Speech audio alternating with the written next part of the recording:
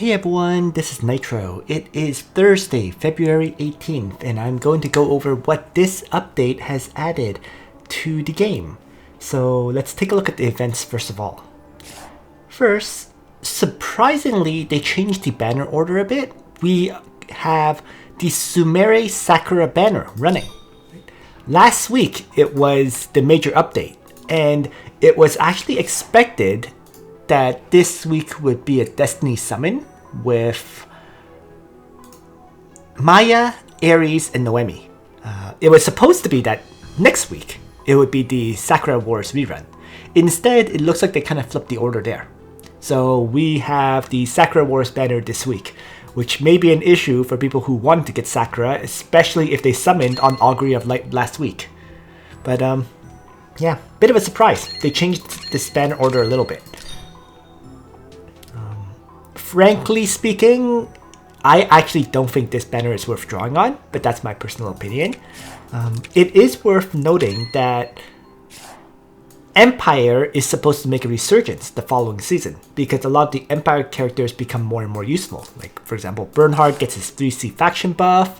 As a faction buffer, there is now Rosalia, who can act as a faction buffer for Empire. And since both Sumere and Sakura are AoE attackers who are part of Empire, they could very well fit into people's boxes. Right? So there's a lot of AoE attackers for Empire that are becoming viable. Bernhard, Leonhard, Betty, right? Sumere would be an AoE attacker even. Sakura is an AoE attacker. Clotaire is an AoE attacker. Rosensteel is a healer and faction buffer. Ares is an AoE attacker. Maya is an AoE attacker. So you can kind of see. And then like the remaining ones are pretty much single target strikers. Like Helena, who actually does some AoE too. Like Togo Bros, like Elwyn, like Leon, who can also act as a faction buffer. Alte Muller gets his SP class sometime next season. I think it was July, off the top of my head. And then Florentia is another healer with act again purposes and so on. And even Egbert and Hein are usable, right? Hein will have his SP class, and Egbert has his 3C that teleports him forward to launch an AoE that can also do fixed damage. So you can see, like, and even looking at the SR characters, there's actually quite a few viable ones here. Imelda for mobility buff, Sonya as a single target striker. Olivier is actually viable too. I've seen him be used. Varna can mass attack and so on. Iris. So you can kind of see just the sheer number of viable characters in Empire is great. And so Sumere and Sakura could fit into this box. Now, the reason I can't really recommend it is because first, you'd have to grind these heroes up to 6 stars, which is always a big issue. All right. And second, there are also other Empire characters coming out that are AoE attackers too, such as Vincent.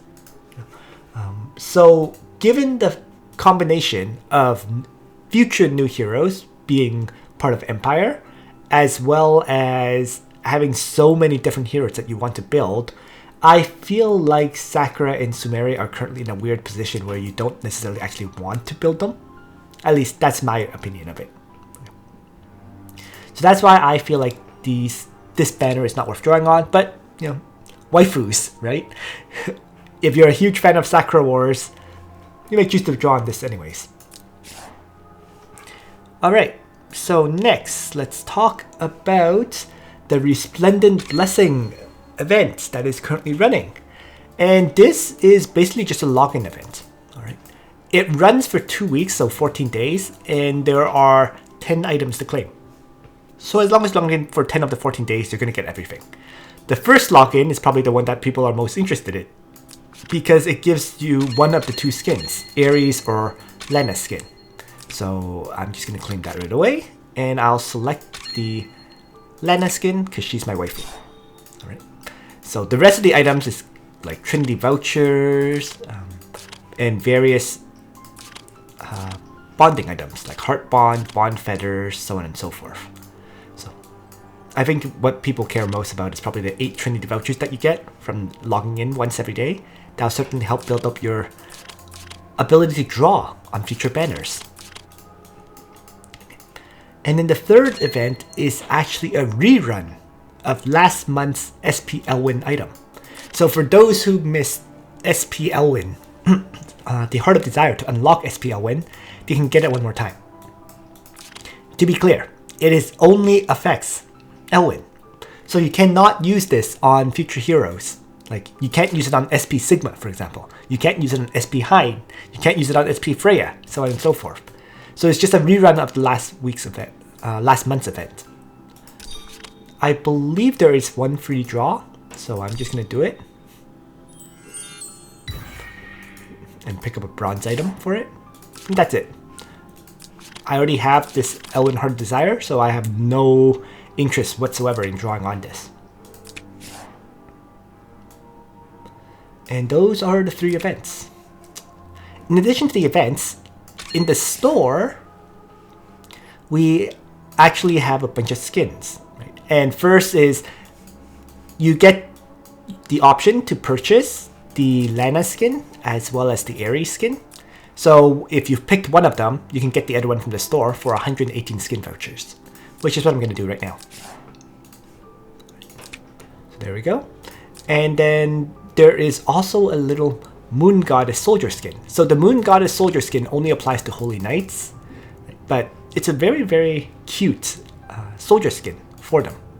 I actually don't have Holy Knights built, so it's actually kind of a useless skin for me. I don't even know if I ever planned to build Holy Knights, frankly speaking, because mine are currently at level 5. It's not like they're bad soldiers. They certainly have their use, especially for Tiaris and Iris, but that's the whole problem. I don't use Tiaris in my PvP box, and Iris is not in my PvP box right now either. So that's why it's iffy. I like the skin. I like the soldier skin a lot. It's just I don't see myself ever using that soldier skin, and plus I'm actually going to skip it and save those 28 skin vouchers, because at the end of the day, I'm also, let's say, 48 away from having 188. And I think there's going to be a future skin I buy which needs 188 skin vouchers rather than the 118. So given that's the case, I'm better off holding on to the skin vouchers rather than spending them. The one that I'm thinking of is like a Almeda skin. The tentacle skin for Almeda. That's supposed to be her Halloween skin. And that one definitely costs 188 skin vouchers. We don't see it right now, but she does get one of those tentacle skins. With that said, I hadn't really decided on whether I would want that one or not, because I really don't use Almeda. It's a great skin for her though. Okay. And there are no new gift packs this week. Right? If we look here, all the gift packs still have the 6 days or 9 days limit. But of course, if you were purchasing things, I would strongly urge people to buy maybe the skin voucher packs, because $10 for this kind of pack is actually one of the cheapest prices we've ever seen it at. You're getting 2 Trinity vouchers, 342 Trinity crystals, as well as 98 skin vouchers, and you can buy this twice. And of course, the huge Trinity voucher gift box gives you 692 Trinity crystals and 15 Trinity vouchers. That's another one that's well worth purchasing, and you can buy it pretty much once a month. But these 2 packs would be amazing if you put money into the game. Right? The rest of the items, they're just very standard packs, not of much interest. All right. And I think that is everything with this update. Thanks for watching, everyone. I hope you found this information useful to you. And on that note, Nitro out.